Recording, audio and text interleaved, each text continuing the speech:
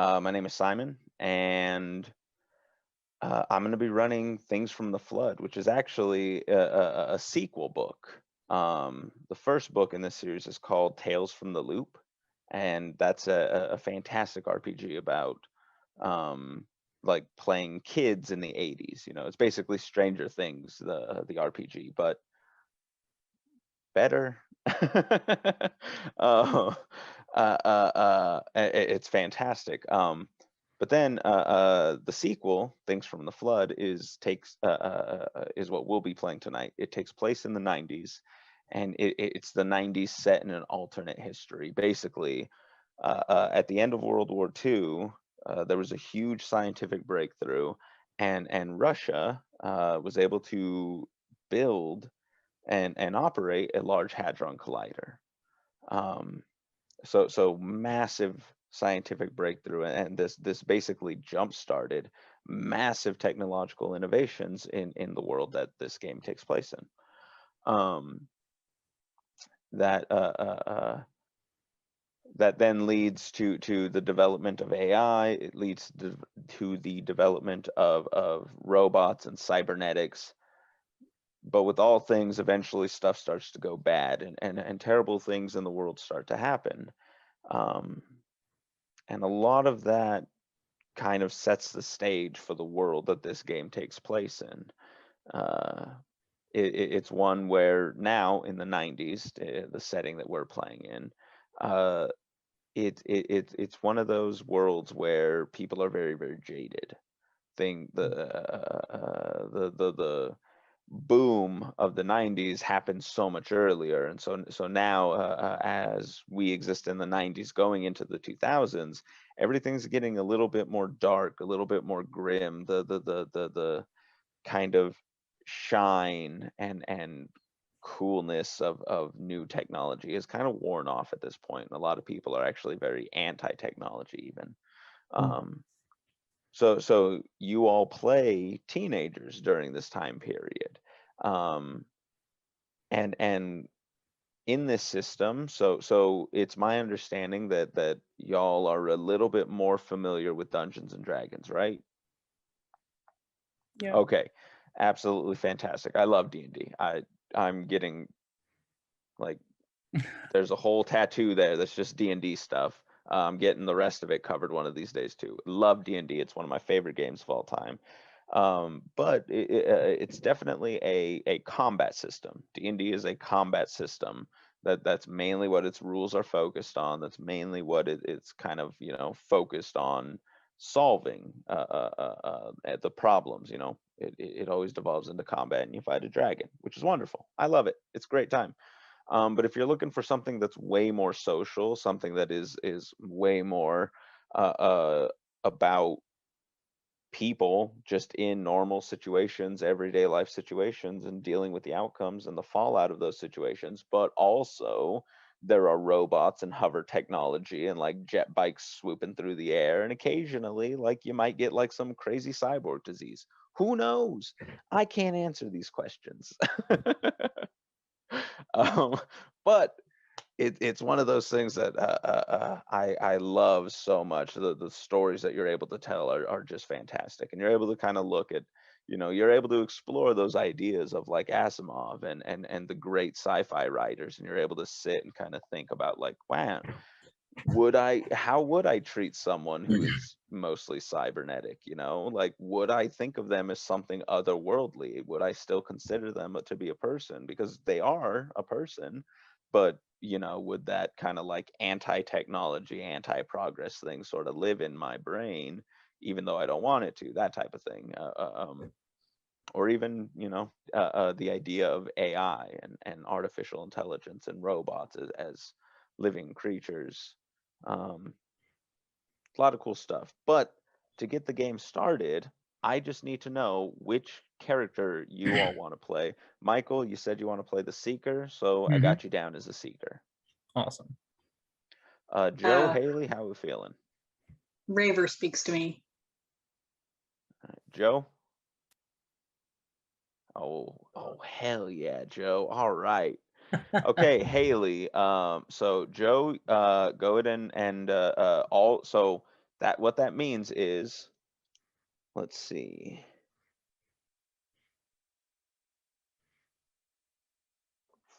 And oh,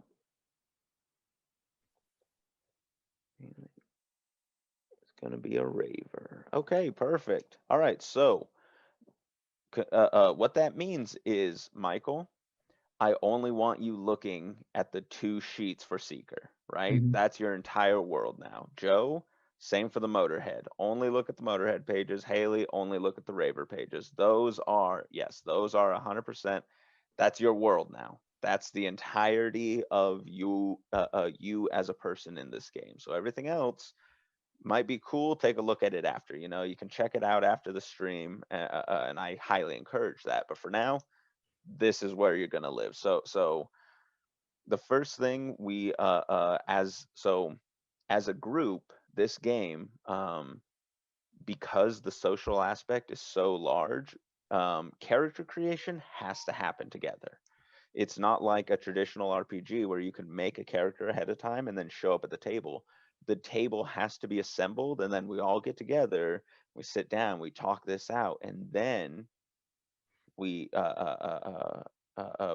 go on the adventure from there. But character creation is pivotal to this game, because if you all notice on your character sheets, the first big red word on the sheet is problem.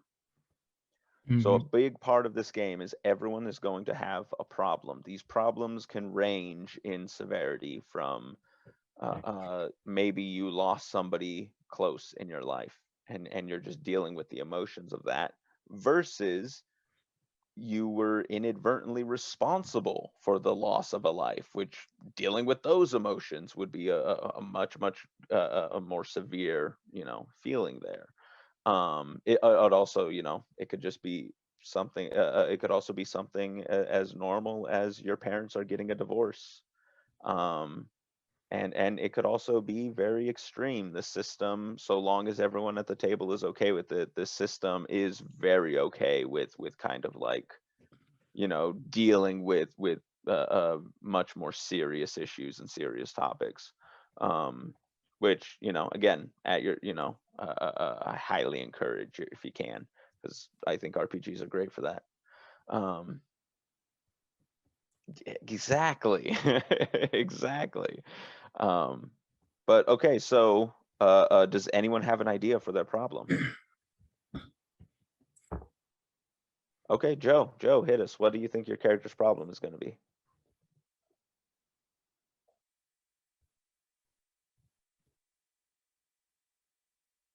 Okay. That sounds like a very serious problem. Joe, why did you do that, man? Well, so yeah, like, yeah, explain why your character would do that.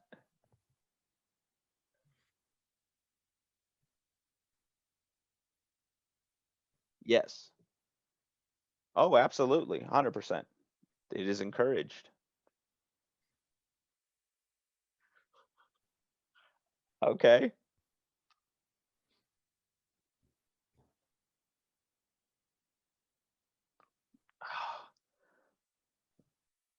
Beautiful.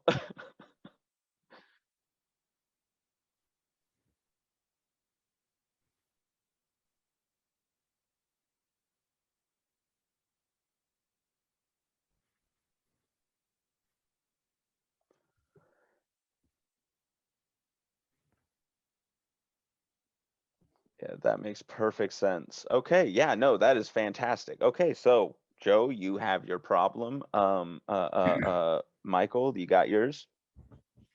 um yeah, so as the seeker, I was really thinking that the person, Lee was the name I decided on, was really like uh obsessed with learning and seeking knowledge and wanting to know the truth, um no matter the consequences, basically. Sure. But the problem is He is secretly he's the person that his best friend's significant other is cheating on them with. Ah, yeah. Mhm. So now you're having, okay, yeah, no, that's fantastic. So yeah, now you're having to be the The- truth seeker who's covering up a lie. Exactly. Yeah. Okay, yeah, no, that's fantastic. All right, good deal, good deal. And I love that you already have a name for your character. That's fantastic. All right, Haley, what do you think your character's problem is going to be? Well, she started raving because she liked the parties, friends, the music, but fell into drugs and can't get away from it now. Gotcha. All too common. All too common to start. Curse these rave subcultures. Taking the youths. All right, great, fantastic. So you All those digital drugs. yeah. All right. So fantastic. So now you all have a problem. Joe, do you have a name for your character? Cody. And Haley, do you have a name for your character?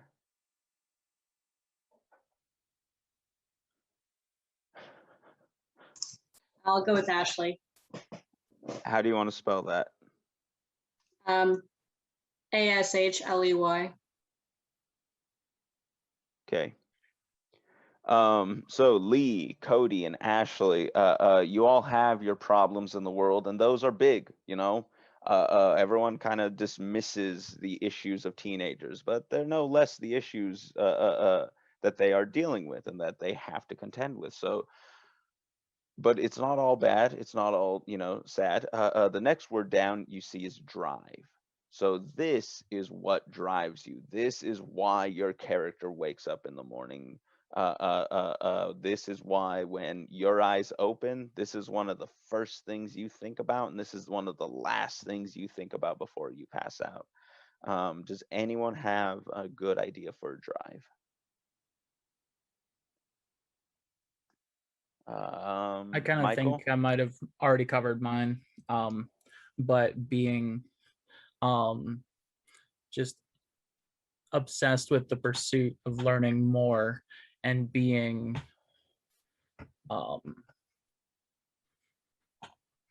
just painfully honest for the Gotcha. most Okay. part. Yeah. Okay. Good. Okay. So yeah. So your drive is truth, basically. Like you seek Yeah. the truth and you want to espouse the truth. Okay. Good deal. Good deal. That's a fantastic one. Haley, think you got a drive? Yeah. Freedom. Wanting Freedom. a sense of freedom. Yep. Beautiful. Wonderful. Love it. Okay. And Joe? Oh boy. Joe, you're dangerous. All right. So, all right, fantastic. So,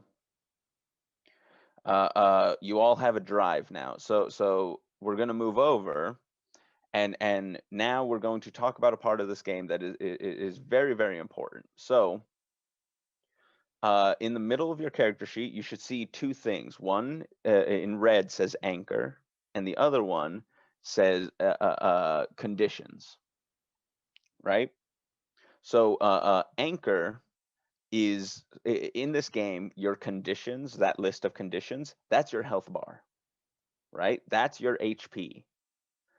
Each one of you can basically be traumatized that many number of times in this system, and depending on how that plays out, you can become that last one at the very bottom, broken.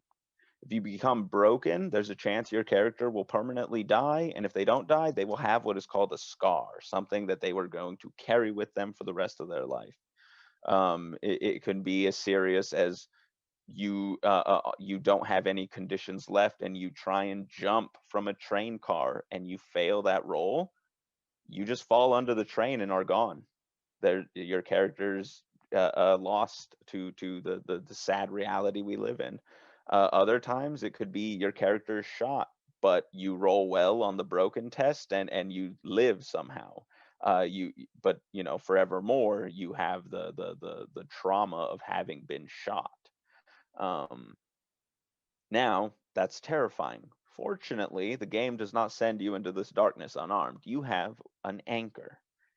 An anchor is a place or a person that I, as a DM, cannot mess with in any way, shape, or form. They are your safe haven. They are home base. They are your anchor. This figure or this place is a place where you, as a character, you know, you look at your character sheet and you go, you know what? I have 3 conditions. Before we go do this thing, I need to go see my anchor. So you go, and there's a scene where you talk to your anchor and just kind of get everything off your chest or deal with what you have to deal with. And then you walk away better, healed, free of any conditions. So your anchor is, but there are stipulations. Your anchor is not something you can carry with you ever. It's not also cannot be somebody who can be with you at all times ever. It has to be a location you have to travel to or a person you have to travel to. You will always have access to these things though. So if you make it a place, make certain it's a place you always have access to. If it's a person, make certain it's a person you always have access to. So Lee, who do you think your anchor is going to be?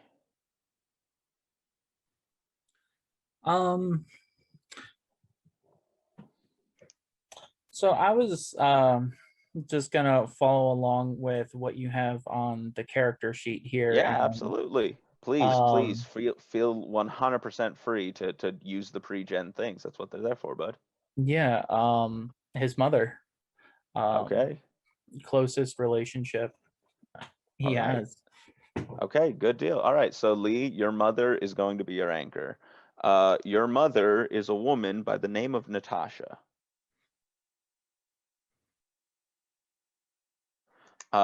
She, so, a very kind woman, very understanding woman. So you're in good hands, Lee. Cody, do you think you have an anchor in mind? Oh, that's awesome. That's so cool. All right. This man, man or woman? Okay. Do you have a name? Fantastic. Okay. And Ashley, who's your anchor? My best friend Jess. Jess, and who are they? Um, one of my good friends from middle school who goes to raves with me. Okay. Perfect. All right. So, and okay, perfect. I can work with that. That's actually fantastic. Wonderful. Amazing. All right. So you all have your anchors. Now, unfortunately, we have to get kind of bad again, right? This is kind of a downside. So this is something you aren't going to tell me, right? But this next thing is called a shame. A shame is a secret your character gets to keep. Now, the reason a shame is important is it also is your one automatic success in this game. During gameplay, a moment might come up where something terrible is about to happen and you don't want it to happen, or you need something to succeed. You can, in that moment, if it is relevant, expose your shame and say, this is the terrible thing. For example, a character might have been told their entire life that they weren't going to ever do anything good, right? They might have just been talked down to their entire life. And so now in their high school character, they play as a very confident person. But their great shame is that, you know, they're actually very vulnerable. They're very sad. They're very, very traumatized by that. So you're playing that character is in an adventure, and a figure that they really admire and look up to is going to throw themselves off of a building, and they have the opportunity to stop them. They can say, I will reveal my shame. And when you ask how does it tie in, they just say, everyone has told me my entire life that if I'm gonna mess everything up. If I can save this person, though, I can prove all those people wrong. And then great, yeah, that's absolutely justified. You rally, you do the thing, and without a roll, without anything, you succeed. You stop that person, you save that person. So go and think of a shame, write it down, put it down on the character sheet. And again, don't tell me until it comes up in game. If it comes up in game, it might not. But if it does, it's always great to just, wait, I need to succeed at this, but at great cost. And then last but not least, the 2 columns on the bottom, NPC relationships and relationships with other PCs. So for this game, go ahead and ignore NPC relationships. And as for relationships with other PCs, in Things from the Flood, I find it easiest to simply say from the start, everyone is friends with everybody else. You all have known each other. You all have grown up with each other. You've all basically been in the same small town. You've all grown up in your entire lives. And there's even you can even make it so that you're related, cousins, siblings, what have you. That's also, so if y'all want to decide that now, I personally, it's completely up to the group, but at the very minimum, friends. But if that's the case, so unless there's a desire to be, related in any way, then yeah, we're just going homies. Deal? Homies. Fantastic. Okay, and now, last but not least, your character's age. So when I run Things from the Flood, everyone is the same age. Just to make everyone's life simpler. Everyone is 6. If someone wants to be 16 years old, great. Everyone in the party is 16. Or standard, everyone is 17. Just 17. And for sake of ease, the other teenagers are 17 as well. And anybody else, I will tell you how old they are generally, just as a point of giving information. Listen, you know what? It's weird. 17 for me was fantastic. I was a nightmare in high school, so it was a good time. But okay, so with that, all we have left to do very, very quickly is on the top right corner of your character sheet, you're going to see 4 stats with boxes next to them. That's body, heart, mind, and tech. You are going to have it should have like little instructions above it telling you how to fill that out, but it's very, very simple. You have 14 points basically, and those 14 points are going to be distributed in those 4 columns. Now you have to have at least 1 point in every column, and you cannot have more than 5 points in each box. So body, heart, mind, and tech, you have 14 points to spread across those 4. Just as a general oversight, body is generally body stuff. How fast you move, how well you move, if you're quick, if you're slow, if you can take a hit, if you can't. Heart is how well you relate to other people and your relationships with other people. Mind is your understanding of information and the comprehension of information. And tech is kind of one of the weird ones. Tech is your ability to interface with the world, with the digital world, understanding of robotics, animatronics, cyborgs, things of that nature. And then once you all have the 4 boxes, again, you have to put at least 1 point in each and no more than 5 in one box. Yes. So underneath, underneath those 4 large boxes, you'll see there's columns of little boxes. Next to those little boxes, 3 underneath each one. Next to those boxes are words, force, move, sneak. These are your skills. On your character sheet, you will notice some are in bold. The ones that are bolded are your class skills. So class skills, you can put up to 3 points in. All other skills, you can only put 1 point in. And then, yeah, that's it. That's all it takes to make a character in Things from the Flood.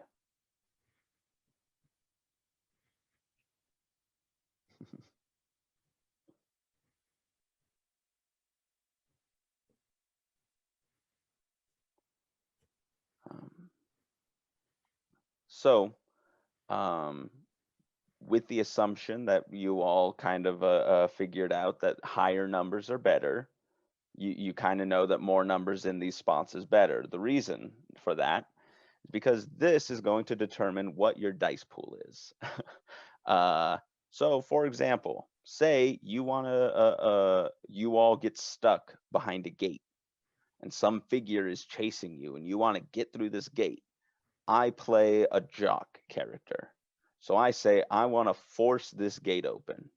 Oh, great. As the DM, I would say, excellent. Give me a body force check.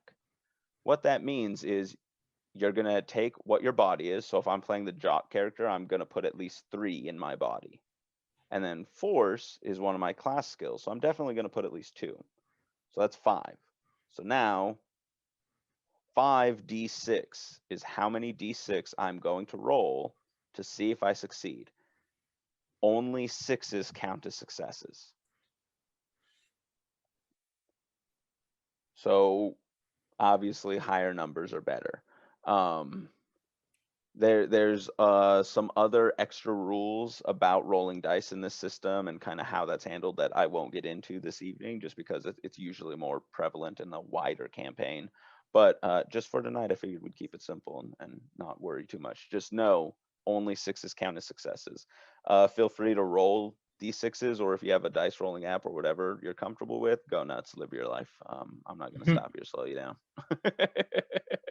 And yeah, I trust you all to just, if you roll, if you do, I will say, if you have like an 8d6 pot and you're like, I rolled nothing but 6s, that I will want to see, but not because I think you're cheating. That's just amazing to me. Like as a dice goblin, it would be just real neato burrito to, get that one. But okay, I think does everyone have their skills and body and everything else mapped out? Fantastic. Okay, so Lee, your mother's Natasha. She's a single parent, and she's been kind of raising you on her own for as long as you can remember. You and her have always been a team. You've always been connected and had that bond. Just because for a very long time she relied on you and you relied on her in a way you didn't really understand as a child, but now you've come to grow into and sort of appreciate that you have that connection with your mother. You live, all of you live in Artesia, California, a sort of beach town, very, very nice, beautiful, built on essentially the side of a mountain. Most of the road, the saying around the town is, getting to the beach is a great time, but going up that hill, who? Because everyone lives uphill. So but wonderful city, and you all go to Artesia High School. Cody, you have just your father in your life, a man by the name of Rustin. Rustin has always been sort of a gearhead himself, but this whole like green energy thing you're doing, he doesn't like it. He doesn't understand it. He thinks it's a waste of time. He thinks it's a fad. And like most important, he's never said it, but you know that like he thinks you're stupid. Like he genuinely thinks that you're just, you know, a delinquent. He almost takes it as a personal attack. Like it was a thing that you both shared, and now you're doing this weird new thing that's dumb and doesn't make any sense. And again, it's a fad.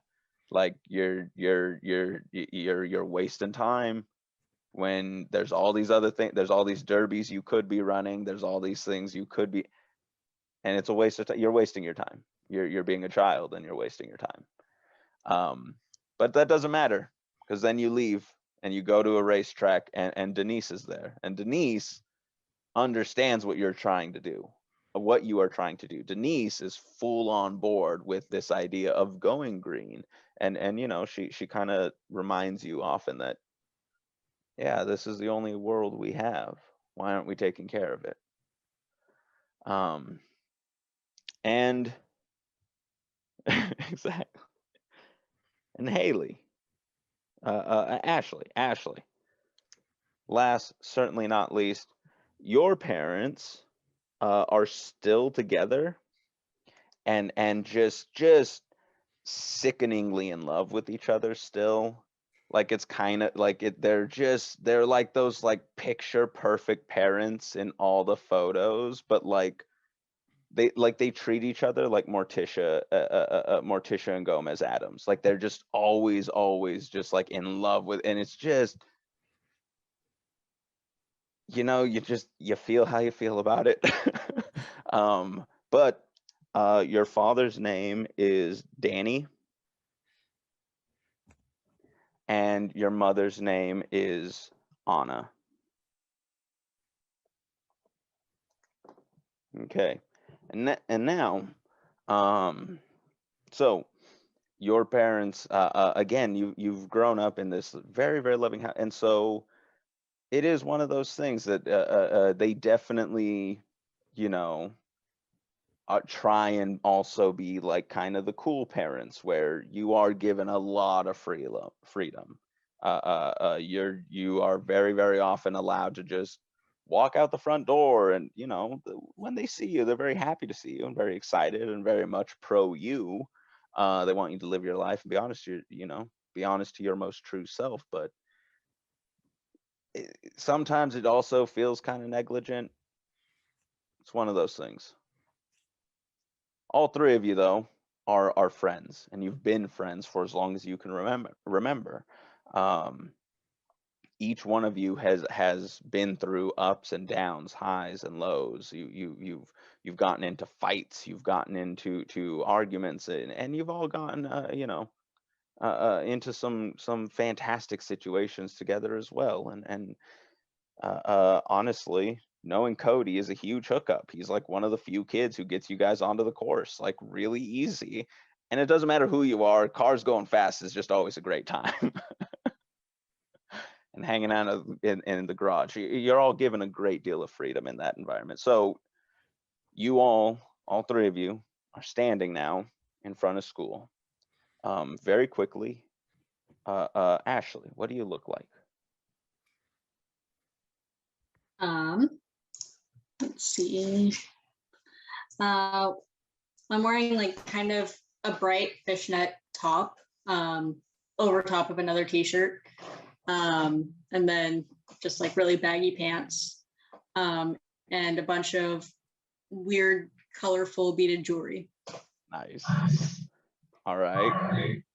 Cody, what do you Cody, what do you look like?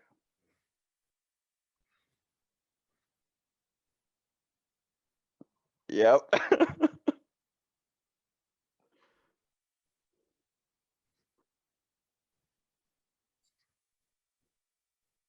Nice.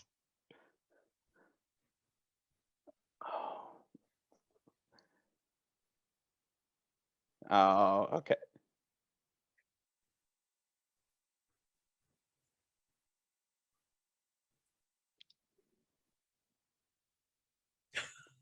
Gosh.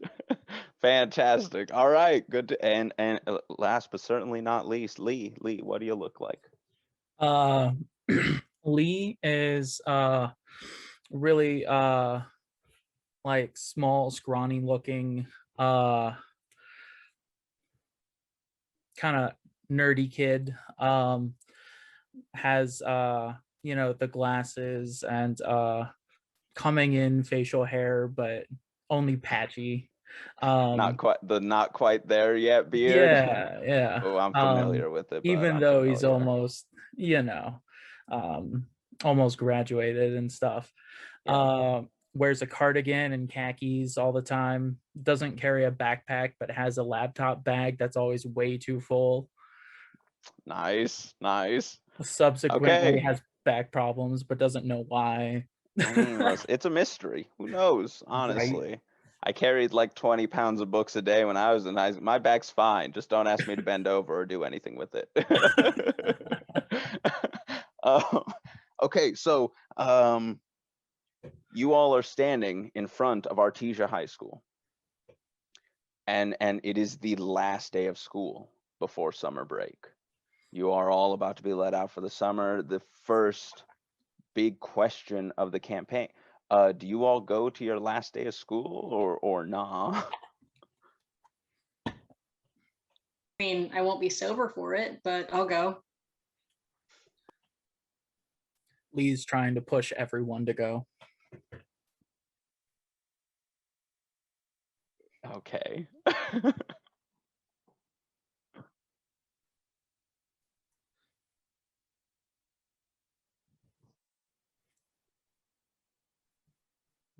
Valid.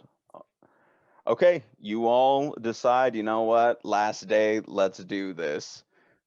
You know, you all walk in, heads held high, and very quickly that was a mistake. Stuff gets thrown almost immediately. So you remember where you are, and you duck your head back down, put your hands in your pockets, and you get to first period. Haley, you stop in the bathroom for, you know, stuff real quick, and then you go to class. All of you have a pretty decent final day. Most of the teachers at the school have really just checked out kind of at this point, and they love their students, and they love this school, and they love what they're doing. But they've been doing it for like a few months at this point, and as much as they love you, please get out of this building. So very quickly you are pushed through first period into second, and finally you get to the most important period of school, lunch. You all meet up in the cafeteria, and as you meet up in the cafeteria, you are all sitting down at a table when you're approached by a kid that none of you is really a huge fan of. This kid's name is Dennis, and Dennis loves gossip, knowing other people's business. Now, it makes him insufferable. Unfortunately, it also makes him kind of the go-to person to like kind of get the lay of the land in school, what people are doing. It's the last day of school before summer vacation, and this is, you know, a California town. The fact that there are still kids in this building at this point is kind of a miracle. But Dennis approaches you, and as he walks up, he goes, you guys hear about this this party going on later?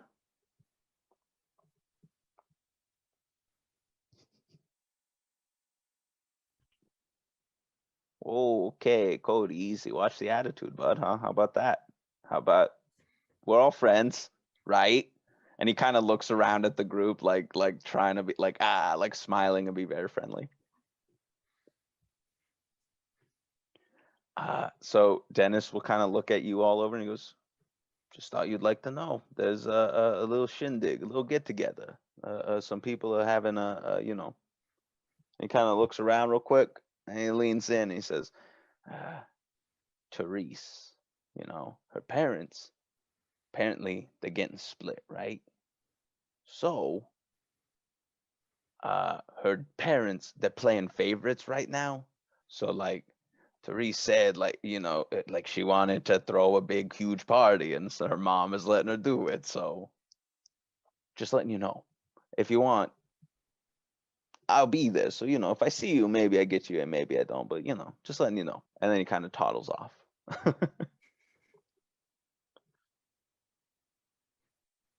If Dennis is there, not really.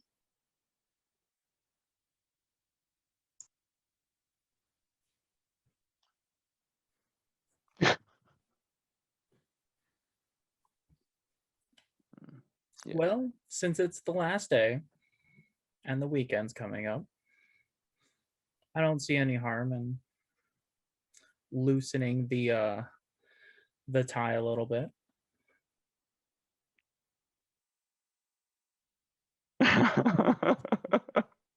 That's how every great party has started. You know what? It's not a school night.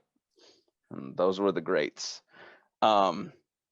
All right, so you all kind of sit through lunch, get through the next, you get through fourth period, fifth period, and finally sixth. As soon as you all make it to sixth period, everyone in class is just staring up at the clock, waiting, watching seconds tick by. Even at one point, the teacher slowly but surely reaching over, putting things in a bag, getting ready to put things away.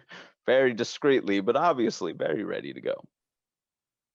And then the bell rings. Oh, also, if again, Haley, Michael, since y'all showed up, if you have any questions about DMing, because I know that's technically going to be a part of this course, or D&D or any of that noise, please yell at me. So I will let you know that I'm going to kind of make a little bit of a point at the end of this when it comes to DMing, but you know, hopefully to be helpful. And again, questions, just ask away. My group has been very, I don't know how John's been running his stuff, John Wick, yeah, but I know him. He's a local boy. He's in Arizona, and generally a pretty good DM. But my group, Cohort 4, I think, is what I'm in charge of. They ask questions all the time, but real cool yeah. stuff, you know. Yeah, we do the same a lot. So yeah, what's it? Even after this, if you need anything, reach out. Let me know. Awesome. I did want to make kind of a funny comment. When you were explaining Ashley's parents, I pictured the Birches from Big Mouth. Yeah. I guess, you know what? That would be a much more modern and relevant reference than perhaps Morticia and Gomez Adams. But I think like the Addams Family is well known enough for most people to get it. Valid, yeah, true.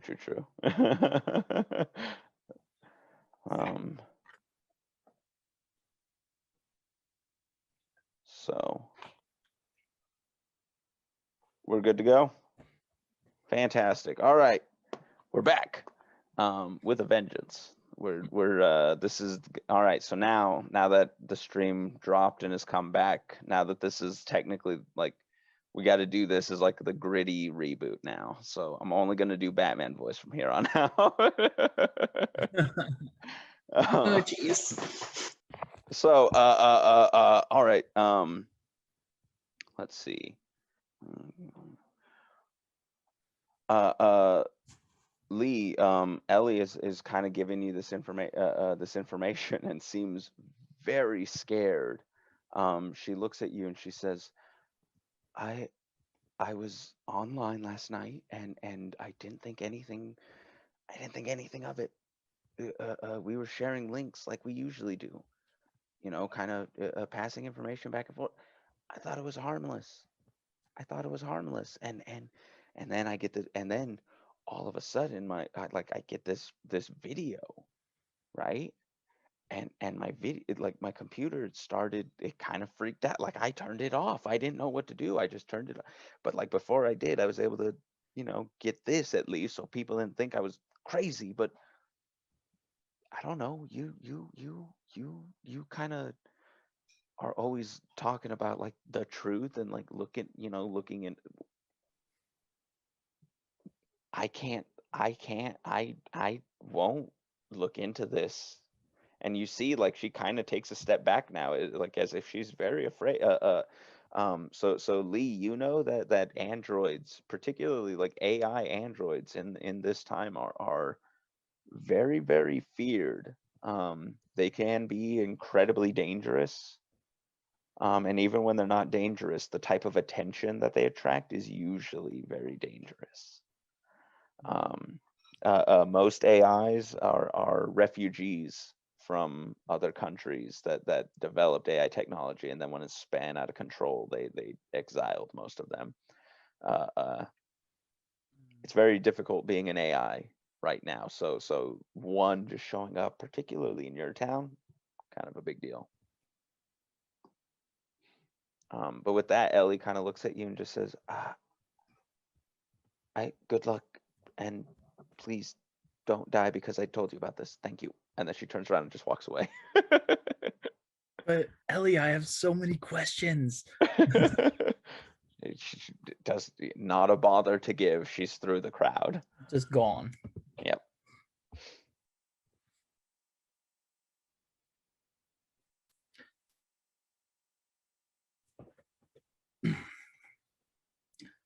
So apparently Ellie was talking to someone, and they sent her this picture, and it doesn't make any sense.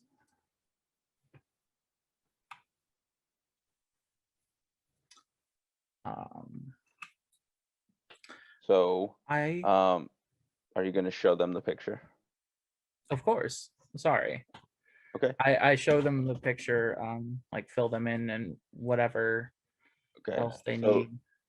So Sorry, you I thought all, that was kind of no, you're good, buddy. You all are now aware, like everyone's aware that yeah, there's a picture of an android, and based on what Ellie said, you know that this this picture, she was in some sort of group. They were trading information, trading links. This came through, she opened it, it played a video on her computer. All of a sudden her computer started freaking out. She took a screen cap, printed it, and then turned her computer off.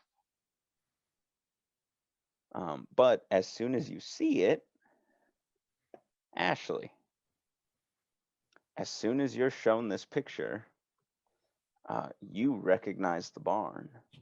You've been to a rave in that barn. Everyone calls it the outhouse. And it's an old barn on the edge of town that people have been to for going to for years and years. So I know exactly where that was taken. Yes. All right.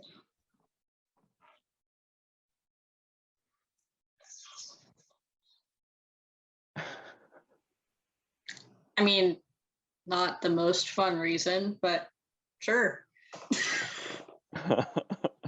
Okay. Sounds like a lot more fun than this party.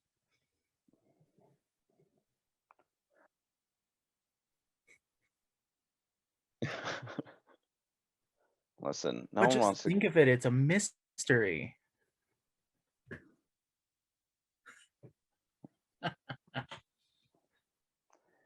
If anything, I would be Velma. Thank you.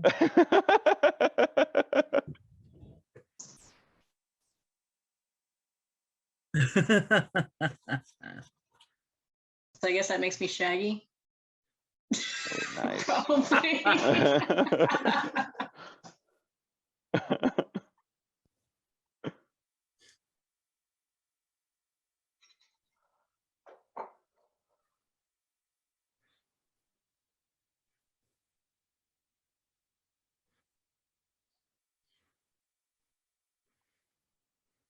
Yeah, no, absolutely.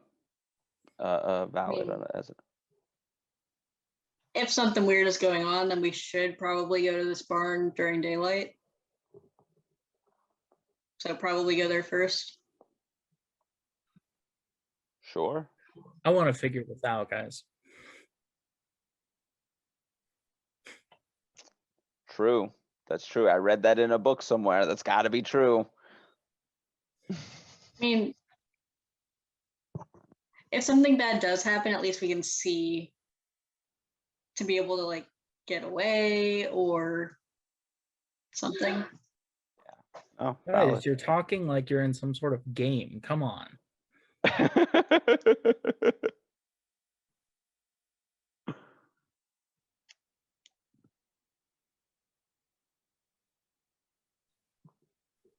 Can't argue with that logic. Yeah. So with that, it seems like with that, the decision is made. You all say your, your farewells. Everyone's just kind of leaving finally at the end of the day, walking off. Ashley, you're the only one who knows where this barn is, so you're gonna have to lead the way. How are you all gonna get there? How far away is it? You know that when you went last time, you needed a ride to get there. It like if you walk it, it's like a 3-hour walk. Versus Joe can drive, or not Joe, Cody.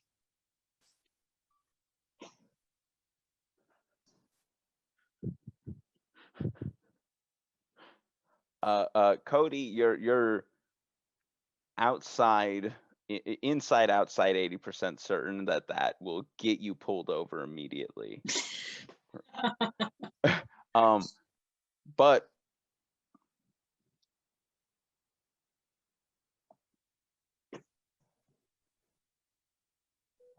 Probably.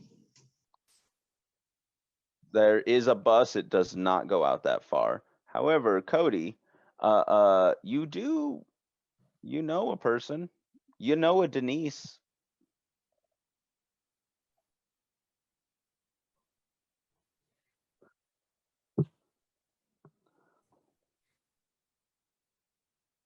Okay, perfect. I was really hoping someone would interact with this because, as it turns out, things from the flood, 3 pages on payphone interactions. Of course They there knew is. their player base. They were like, hold on. Yep, they were like, we got to write rules for interacting with payphones. The nerds, they're gonna love it. I'm joking. They didn't actually do that, but I kind of wish they had. All right, so very quickly you walk over to a pay, and you keep spare change in your pocket for this such, and very quickly dial up the shop. Denise's shop is a shop known as Truckers. So very soon you hear a voice pick up the phone and go, oh, hey there, y'all. This Denise. Can I help you?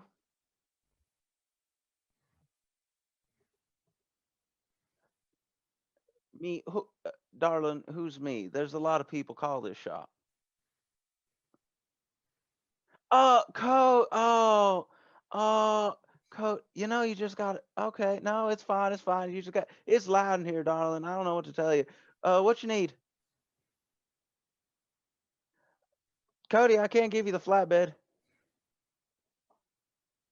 I wish I could, but I can't give you. No, it's out on a job right now, Cody. I wish I could, but can't.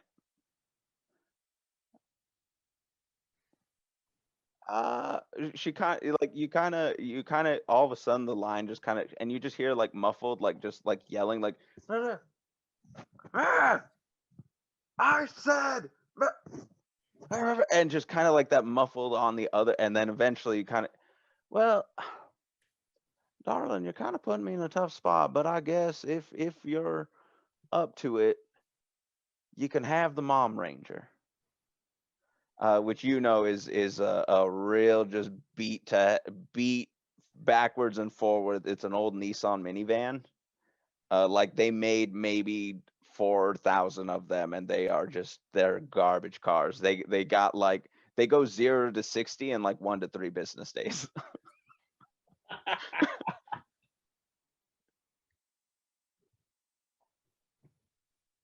Oh, darling, that's all you had to say. Yeah, swing by the shop. I'll leave it out front for you. No, I leave the keys in there. No one will take it. If they take it, they'll bring it right back.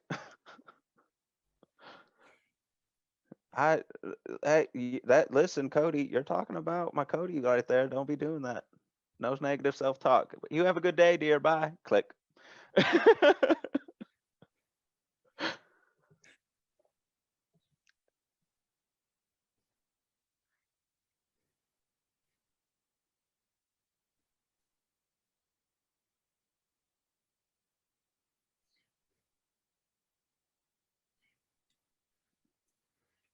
Well, let's hope the barn is abandoned and no one will actually see us. What's a night on the townmobile?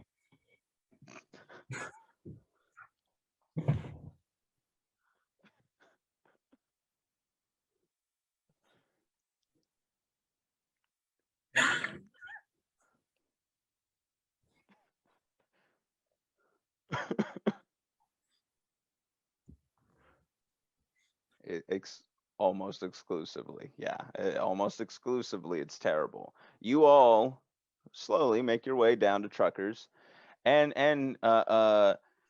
you can see that there is a calamity afoot. The flatbed has returned from the job, and apparently there's a pretty bad accident somewhere, because there's a car there just mangled all front to back, just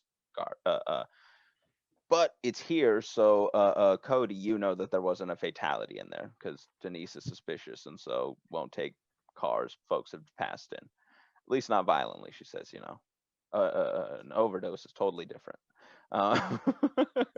Um, so, but you walk up, and out front, sure enough, there she is in all her glory, the Mom Ranger, just 4-tire. It's that weird, like, off green color. You imagine it sparkled once, but it's just sat in the sun for like 3 decades now, and it's gray and beige, and it looks sad.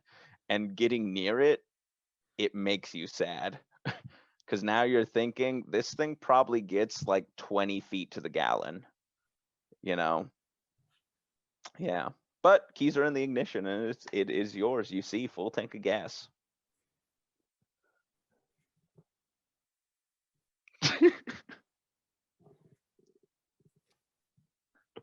I'm gonna go find a trash bag first, because I don't want to sit on that.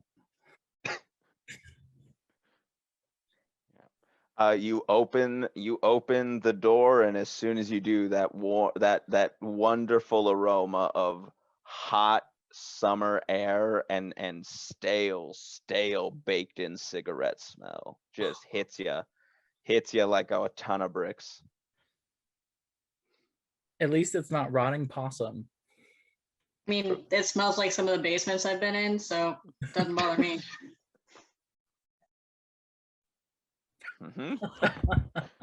In short order, you all get the Mom Ranger just not cleaned up, and all pile in, and soon you're on your way. Ashley, it takes a little bit of finagling, and remember, so unfortunately, I'm going to need you to give me either heart lead check or a mind a mind comprehend check, whichever is higher for you.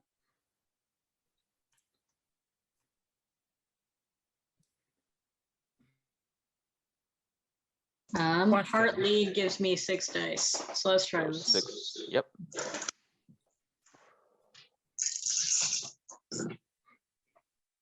One success. Fantastic, you succeed. Okay, so you all Ashley, so at first you're not entirely certain of where it is, and then you remember. You just have to relive that night. You remember the night very vividly. So first, you all stop and get tacos. You eat, have Excellent. a good time. Then Ashley, you remember, after you got tacos, across the street, you were in that gas station parking lot. Some dude yelled at you, so you threw one of your cups at his car, and then he called you something very rude, and you gave him the little and then you walked into the gas, and Lee, Cody, it's like watching A Beautiful Mind. Like, you just see Ashley vividly recalling the events of that night as if she were there, and she's just like, yeah. And then and then Ashley, for your part, there are a few careful omissions, but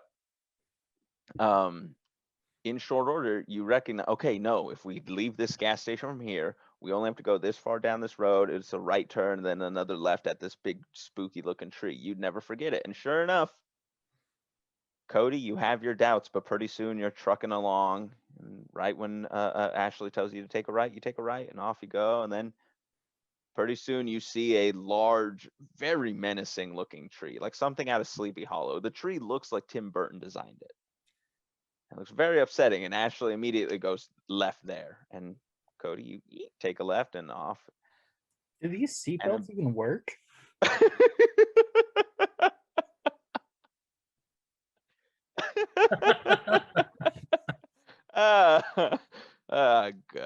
All right, it is a very short order. Despite the precariousness of this vehicle, you see looming ahead of you in the distance that barn.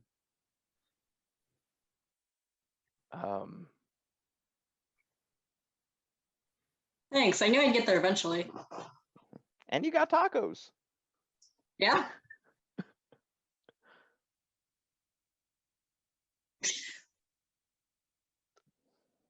Yeah.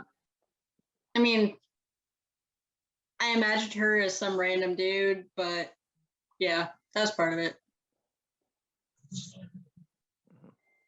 Thank you. Yeah. You never interrupt an artist when they're working, you know? But now you all are standing outside of this massive this barn, and now that you're here, it is huge, massive. And Lee, give me just a mind check, just mind. Just roll the 5 dice you get for mind, and tell me if you get even 1 success.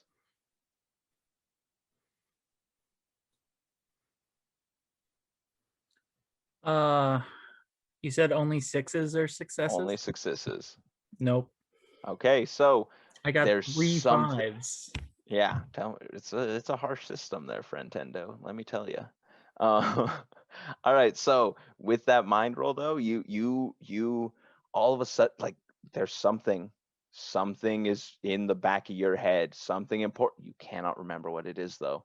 You know you're missing some huge detail. You know, like all of a sudden you're just like, oh no, something very important, and you're missing it. You don't know what it is. Unfortunately, it's just it's right on the edge of your thought. But Ashley, Cody, Lee, you're all now sitting in the van outside of this barn, looking at this very large structure, and kind of like, it looks abandoned. It looks super. Ashley, when you were here, there were like all types of tents and little spots for like merchandise and venue stuff, and there was like a big truck here, like an 18-wheeler, pulled up to this place, and like they just set up outside of it, and it was a really cool party, great party. Had a great time outside of that one jerk outside the gas station, but here you are. But now, dead, abandoned. What do y'all want to do? Let's go check it out.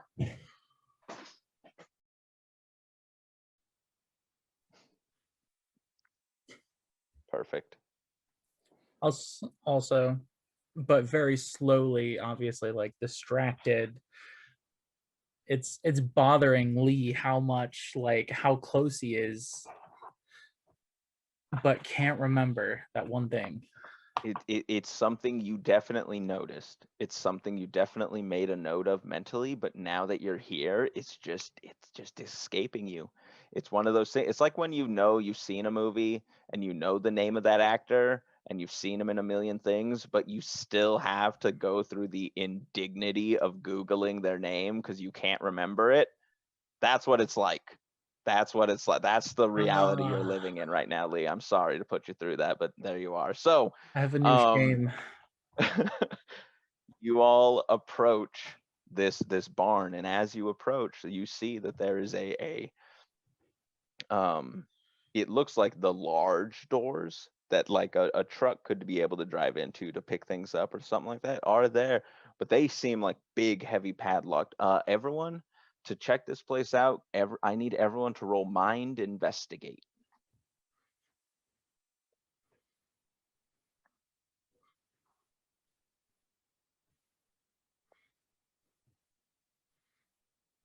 I got 1. Perfect. Out of 8, I got 1. Brutal system. I love it. It's great. Every roll feels so high stakes, even for small things. Okay, so Ashley, Lee, you both, Cody, you are checking out the barn. The barn is super interesting. You round the corner and you see it. You can't be certain. There's no way it could. It looks like an old 1978 GTO. You have no, you lose all interest in the barn. Ashley, Lee, you kind of see Cody turn the corner and just immediately, like almost like Who Framed Roger Rabbit, like float into the air and move forward. But fortunately, the car, neat, whatever. There's probably Cody starts going on about some car facts, like just apparently it's a real important year for cars, 78. You don't know, but you two go and check out the barn. And as you're looking around, Lee, you notice that there's like a bit of a again, large building up above you. It looks like part of the roof was like kind of like split, almost like an axe bit into it and then got pulled out, like that sort of divot in the roof type of thing, something like that. And Ashley, you notice as you're kind of coming around the corner, you see all the other doors that you've come across have been locked. But now you're standing in front of a door off to the side on top of a small cement platform, and it looks like, you don't know why, but you test the handle and it just pops right open. So, what do y'all do? I don't trust the structure of this place, Ashley. It looks like it's starting to fold in from the middle there. Almost looks like it's starting to collapse. So we should be careful. Well, I found a drawer that's unlocked. Maybe there's something in here.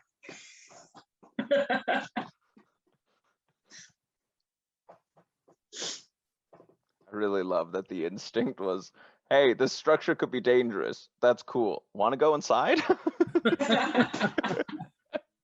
I mean, I've been in here before and I came out fine. Let's go. Was that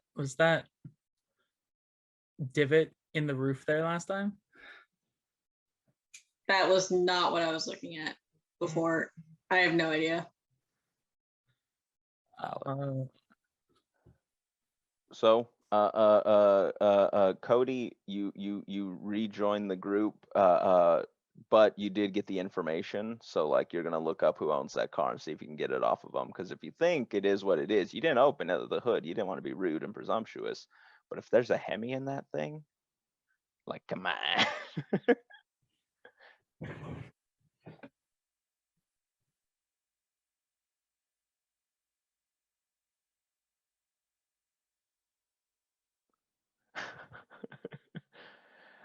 You all slowly make your way towards the door, and Ashley, you lead the way, I'm assuming. Oh yeah. Fantastic. You all just cruise on in. And is it dark inside? It is dark inside. Because I have my strobe light, so. Nice. Perfect. You can pull that out and use it. All right. This looks familiar, especially with the light. Mm-hmm.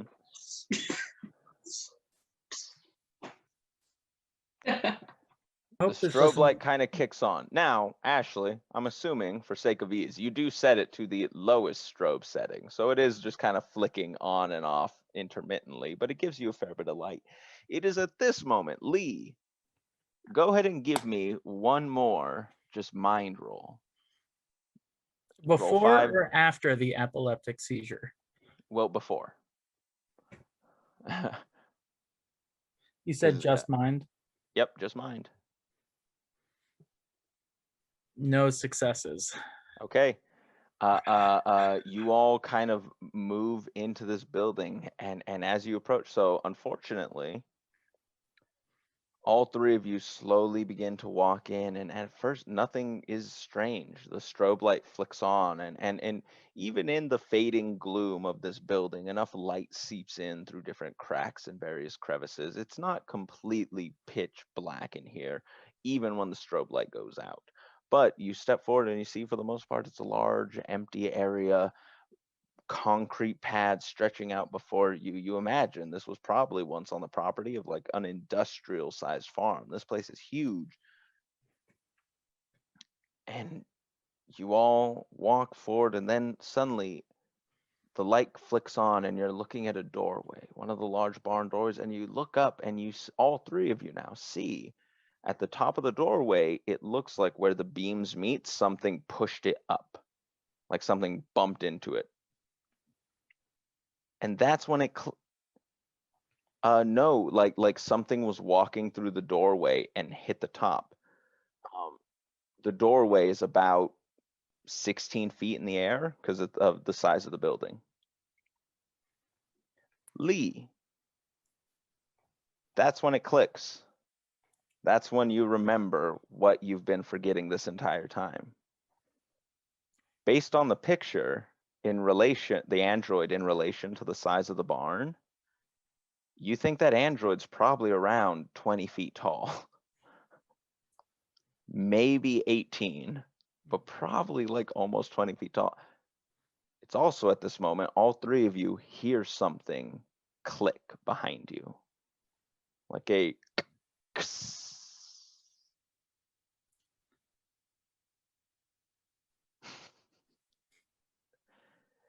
You all slowly turn around, and as you do, you see behind you a massive android figure looking at you.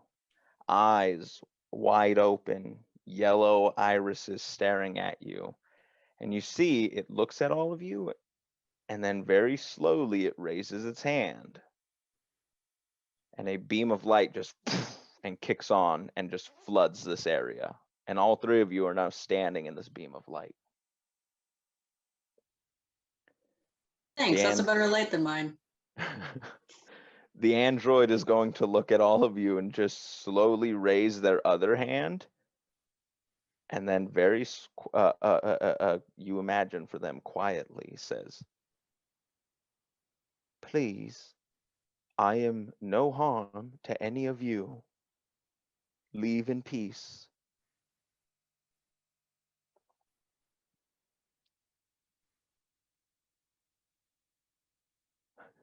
Guys, I don't think we're in a position to say no.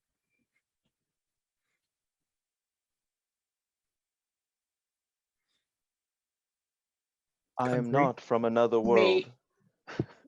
Maybe we can be friends. Maybe we don't have to leave. So it's at this point, the robot kind of cocks its head and looks at all of you, and then you see it close its, and then slowly, but unmistakably, the figure starts to shrink. And you see the android, as it moves towards you, gets smaller and smaller and smaller. And you hear machinery inside of them clicking and whirring, moving and slowly beginning to kind of composites up. And so she goes from about 18 to 16 feet tall down to about 6'2". By no means small, but certainly not a giant anymore. And she's standing there in front of you all. She looks at you, all three of you, and she goes, when I escaped, my father told me to look for friends. Are you friends? Without hesitation, yes, of course.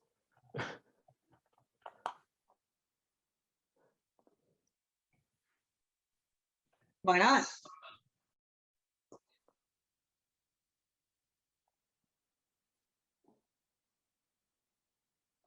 Go ahead and give me a tech tinker check, if you'd be so kind.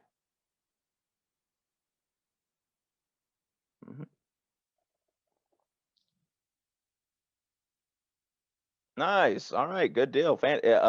Good. You needed to. Because this is technology far beyond your but you're seeing things that you almost thought you would never, like, this is a whole new world of technology that you are staring at. But even though it is almost completely alien to you, there's parts of it that are familiar. And you definitely think, given some time, you could fully understand what it took to make the body that this person inhabits. Also, now that they are a little bit smaller, they walk up to you all and look at all of you and say, "Since you are friends, my father instructed me to introduce myself." And with that, you see she just kind of like faux curtsies very quickly, like very animatronically curtsies, and comes up and she says, "My name is Clara. My father raised me, but something happened. We were attacked. I heard bullets and gunshots and men shouting. And my father told me to run. And he said, find friends." Can I Where am I? empathize with an android? What's that? Can I empathize with an android? I mean, can you? I mean, I imagine it would be empathize and heart, which would be a 7 pool for me. Mind empathize. Yes, absolutely. Mind If you would like to roll that, please, Then absolutely. that's even better.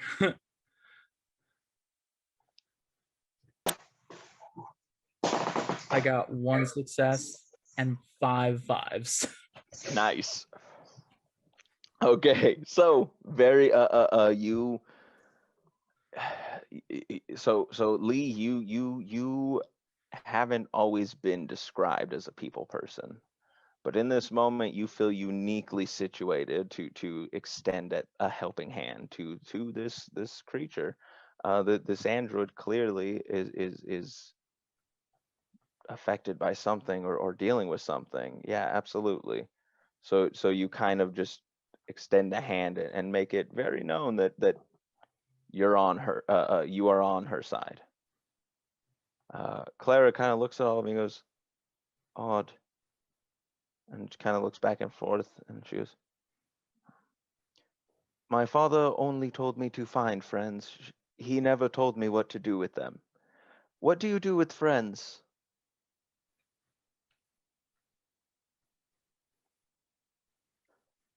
She looks at you. She says, I'm unique. My father. And then when as she says that, you see she says my father, and all of a sudden you see she kind of like twitches, and then she puts her hand up on her chest and she goes,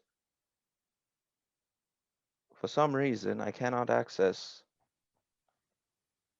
Interesting. She looks at you all and she goes, you are my friends now. I have something to show you. My father, it seems, locked off a part of my memory. I think he meant for me to show it to my friends. Do friends show things to their friends? Yeah. Sure. I will show you. Friends And she turns her head and reaches up, and you see she puts her finger up against her temple, and then her finger just kind of sinks into her temple. Cool. And then slowly it just very and comes right back out. And as it does, you see her eyes kind of flicker. They turn blue, and then a projection is suddenly placed in front of you all. And you see a man. I think I might have taken too much.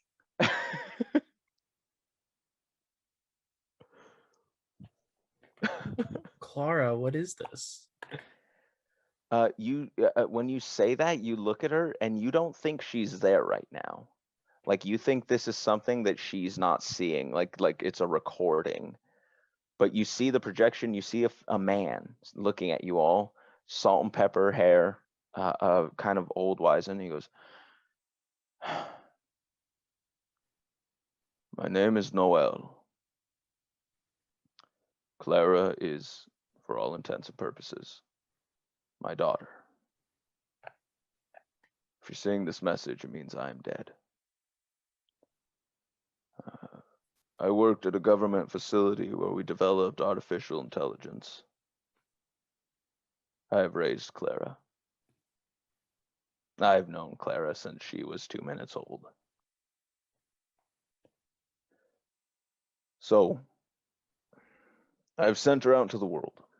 If she's showing you this, I hope it means she's gained your trust to some degree. She's still horribly naive, and I'm concerned, but take care of her if you can.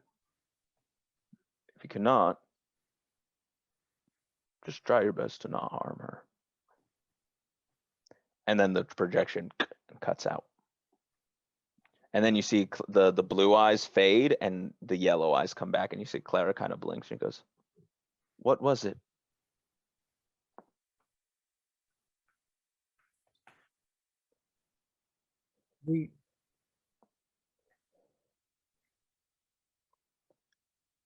"I'm expected to march somewhere."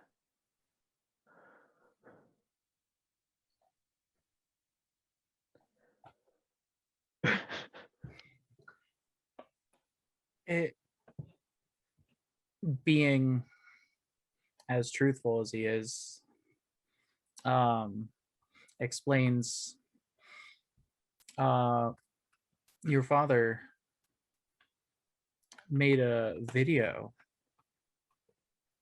His name was Noel. Yes. And he must be dead. I'm very sorry. Ashley, did you wanna? I You saw. didn't have to tell her that part. You could leave some things out. As you say that, Clara kind of looks at you, and you see it takes a minute, and she kind of blinks, like she stares at you, Lee, and she kind of blinks for a minute, and then she kind of like stops, and then she kind of cocks her, and then slowly she kind of puts her hand back on her chest, and this time you see she's like rubbing her chest, as if it's in pain, and she just kind of rubs, and then slowly she stops, and she looks at you, and she shakes her head, and she says, No, I disagree. And then she just and turns herself off, and you see her body just fall over and slam into the ground. I need a body force or body move check from you, whichever is higher, bud. I was going to say, that sounds terrible because she sounds really heavy. Three wow. Successes. Nice. Fantastic. All right. You run forward, and you go to catch, and you realize it is a lost cause. She probably weighs close to 600 or 700 pounds. If you stay under here, she's gonna kill you. So you very quickly move backwards and just catch the edges as it's coming down, and just slow the fall until it and you're able to very, very gingerly set her on the ground. And you look, and yep, all your fingers are safe.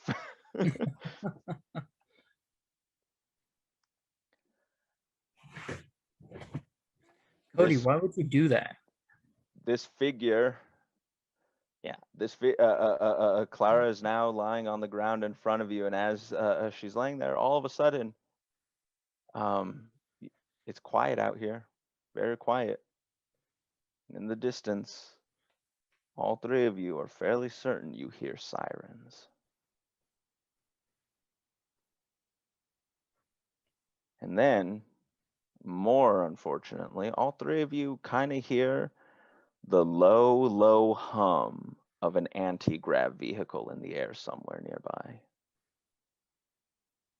An anti-grav vehicle. You all know that there are vehicles in this world that are anti-grav. They literally just skim along in the skies, floating above, but they are usually reserved for military or police operations, and usually only when something has gone very wrong.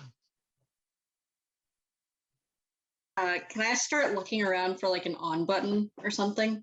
You may, and very, very, very quickly you are kind of looking around it, and soon you see just behind the ear a little panel that you kind of like and you pull down on it, and as you pull down on it, this panel just moves, and you see one button that says on, one button that says off, and one button that says reset.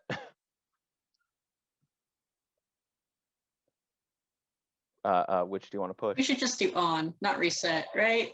Okay. And I'll push the on button, but I'm going to make mental note of the reset. Okay, so you hit that on button, and very quickly you see kind of the eyes flicker, and Clara, her eyes open, and she looks, and she sits up very quickly and looks at all of you, and she goes, "I am ill-suited and ill-prepared. My father told," and you see she kind of like shakes her head again, and then she looks at all of you, but Lee in particular, her gaze kind of lingers on you a moment, and she goes, and then her head perks up, and she cocks her head, and you think now she hears the sirens, and she looks at all of you, and she goes, "I believe the men who hunted me are still hunting me.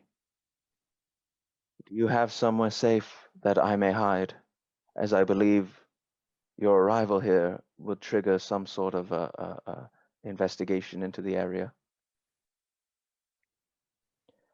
No. The robot you see in front of you is all sleek white outer exterior and like chrome interior, not without some sort of very drastic covering. Could she pass for human?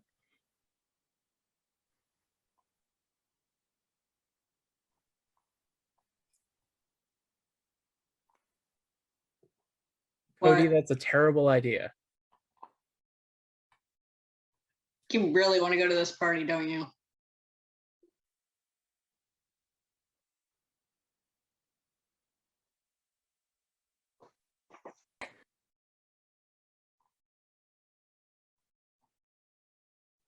Okay, but how do you expect to get her out of the barn?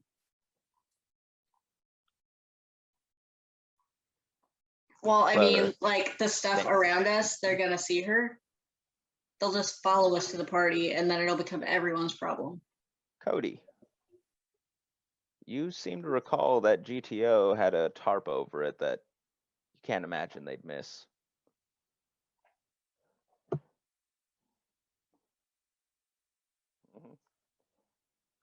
Mm-hmm.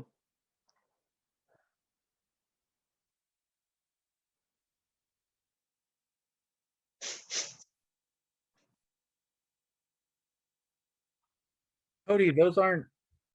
So she takes it, and it's about a 6-foot tarp. So she kind of holds it up, and she looks at it like in front of her, and then she moves it to the side, and she looks at you all, and she looks at it, and then you see her kind of like center, like all of a sudden just like center it in front of her, and then very quickly she just brings her right arm down and punches a hole through the tarp, and then slides it on, and then reaches around and pulls the other side of the tarp around and punches her hand through. So now it's like a weird tarp trench coat on her. And she just looks at you and goes, she just looks at you and goes, "Clothing." Okay. You all make your way in a mad dash out to the van. Cody, you want to do the cool like Dukes of Hazzard slide across the cut, but like the mom ranger's got like a stubby little yeah, Too much you rust. go to run and you wanted it's just not there though, so you just run. Wait, can't we use the fast car?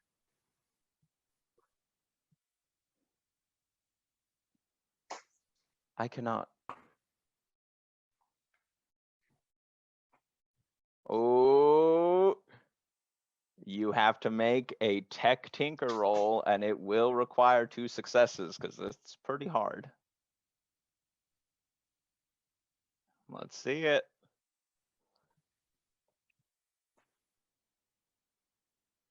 No success. So you do go now. Very quickly, Lee, or actually Lee or Ashley, go ahead and give me a mind investigate check.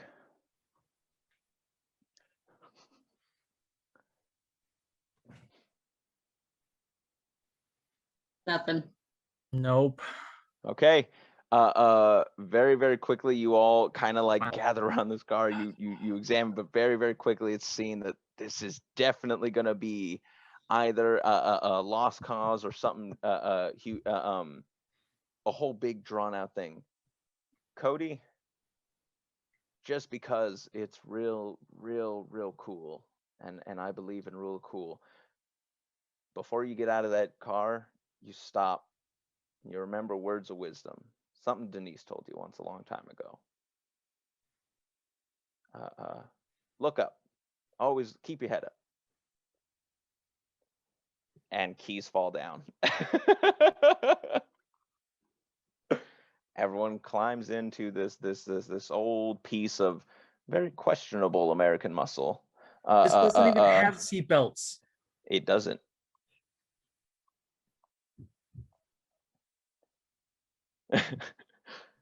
Cody can hold us. Yep. Lee very securely holds on to Clara. Mm-hmm. Cody, you put that thing in gear and bolt, and you know what? You're gonna think about how you're gonna get the Mom Ranger back to Denise later. And you peel away from that spot and drive, and that is where we will call it for the evening, for the first sort of adventure. Awesome. So yeah, that's things from the flood. I love it so much. It's so good. It's so good. Got a lot of there's so much meat on those bones, because I love it's got a very rules light system, very, very simple, easy to make characters. But it just it hits. It's wonderful. I love it. It's definitely one of my favorite systems that I've discovered so far. And so just to show you how easy it is, as a DM, so I've been DMing for about 16, 17 years now. Been doing it, and one of the biggest things I always tell people is you can't over prepare. If you over prepare, guaranteed that's like 100% going to be the thing that ruins DMing for you. So just as an example, tonight I feel like we had a good time. 1, 2, and 3 pages of notes, and that's it, max. Like, you don't need a whole lot to you just pull from old adventures, the old experiences, a whole bunch of stuff, and you can do a lot of real cool stuff, especially if you choose a system like Things from the Flood, where so much of it is the interpersonal connections between people. And obviously this first session we're still kind of like getting things rolling, but this is one of those systems I can see very similar to D&D, like in very short order, the group that plays this system together is going to become a very close group, which I love. So yeah, I hope you all had a good time. Oh yeah, hit me.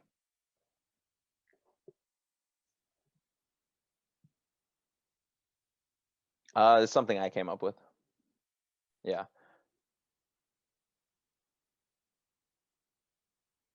Mm-hmm.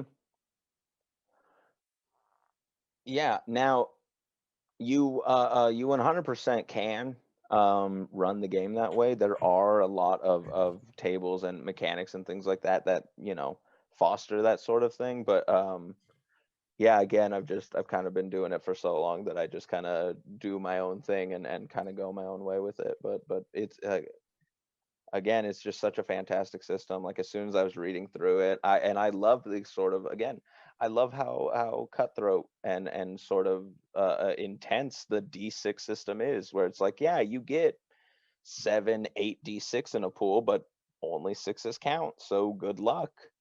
And it can lead to some very, some very, very high stakes rolls on things that aren't even important, but just small stuff that isn't a huge deal. And then That's what the started to wonder about. Yeah. My question was, is there any like system or mechanic for players to help each other in roles if only 6s count? Yes, absolutely. So if you look at your second character sheet, you're gonna see key skills. So key skills are skills that your character can actually like do certain things to augment other players' skills. So for example, as like a hacker, I can use the program skill to successfully calculate, comprehend, or tinker for other skills. Like if somebody else is working on those skills, I can help them with those abilities and add things to them like that. Yeah, no, it does makes it so that, you know, having a very varied party is a good thing. Like you don't want in this RPG, not everyone can be a hacker, right? Like you can't all play the hacker character. Only one, and in the same way, not everyone. You don't want a whole group of lone wolves. Like, come on, what are you doing at that point? It just doesn't even make sense, you know? Come on. They just scatter. But yeah, so yeah, definitely the mechanics there exist. But Okay. well, Cool. If that's everything, yeah, I guess we'll call it there for the evening. I really hope y'all had a good time. And if you have any questions, if you have any questions or need to know anything, again, please yell at me. Yeah, I've DM'd a game for you guys, so you know we're tight. We're homies now, you know. So yeah, message me. Just hit me up. I'm real terrible about Discord. I'm kind of an old man about responding, but I will respond. I guarantee eventually I will hit you all back, and hopefully good times are had by all. We'll just keep tagging you. Please, it's what I'm here for. But yeah, I guess with that I'll take off. Are we good on everything there, Joe? Yeah. Cool. Awesome. Fantastic. Thanks, Simon. Yeah. Oh yeah. Thanks for Thank watching, you. everyone.